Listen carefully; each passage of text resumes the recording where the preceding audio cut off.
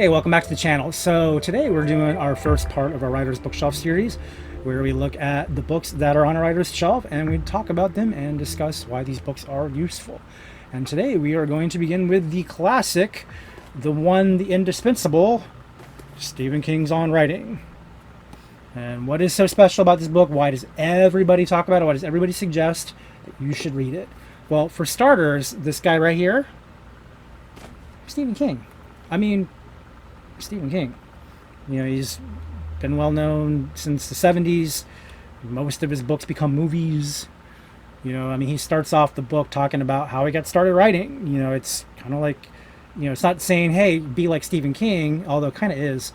But it's the book about how, a guy who just had a dream to write, who was also a reader, who's an avid reader. It talks about how he just said, you know what, I'm going to be a writer because that's all I'm good at. And he did it. And he was disciplined and he stuck with the job. And, even as a kid, he would just write. And that's something I had a lot of familiarity with because as a kid I started writing and that's what I like doing. And it's not because of, some cases that's the only thing I could do. It's just because I knew that was something that I wanted to do. And I thought, why not do that? Because, when you get to a certain age, you can't play with toys anymore. When you age out, you don't want to look like an idiot. You don't want to look like, a baby, to your 12-year-old friends or whoever you're hanging out with. And writing was my way of continuing the imagination and continuing the spark of, storytelling in a way that was healthy.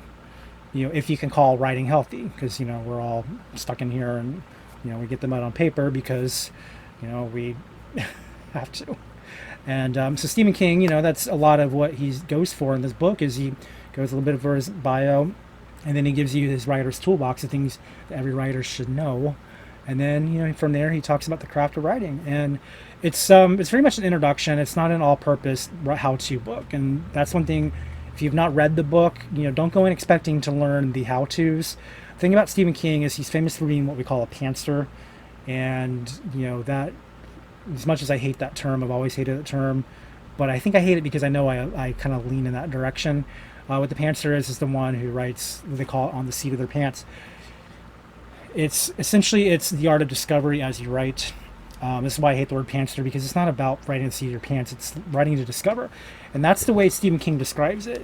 For him, his ideology is, I don't know how it's going to end yet because I haven't got that far. I'm still trying to uncover the layers of the story. And I think that's also why his books were so long.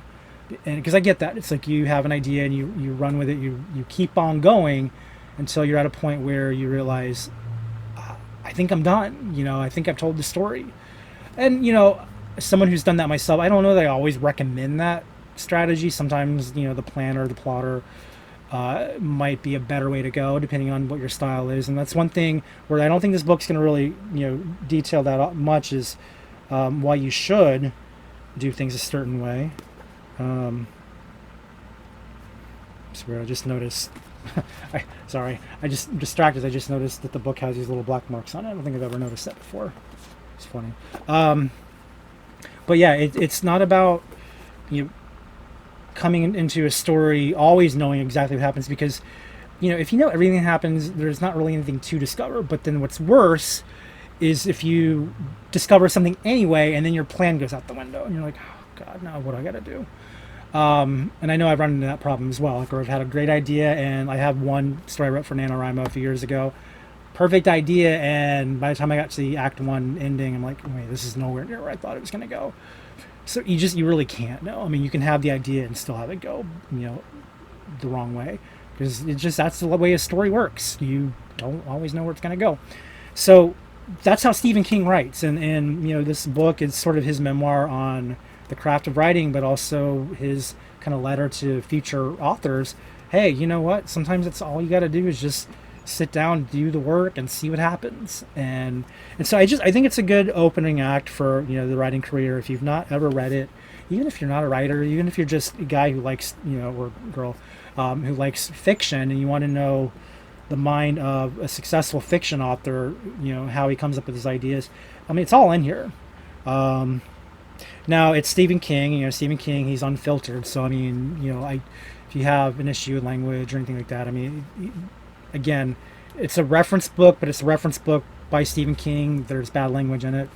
So if you have that, sensitivity, just be aware. But it's not bad. It's fine.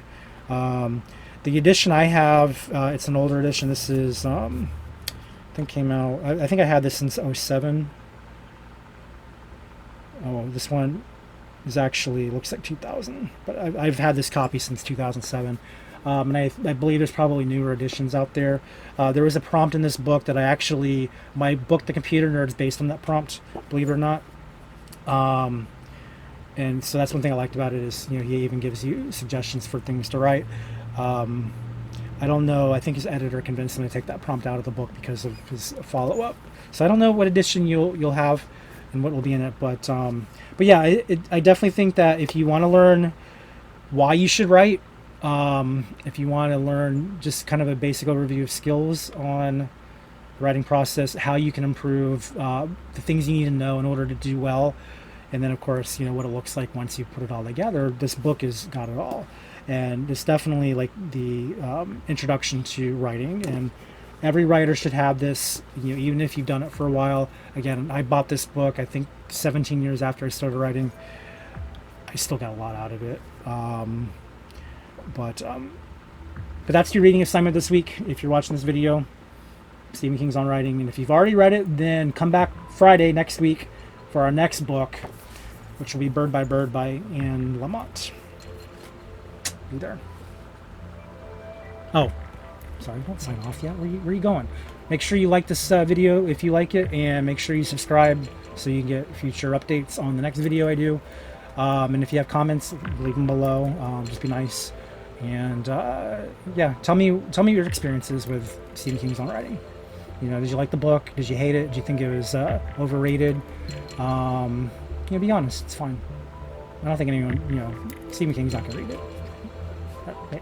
You might. I don't know. If your name is Stephen King, hi. All right.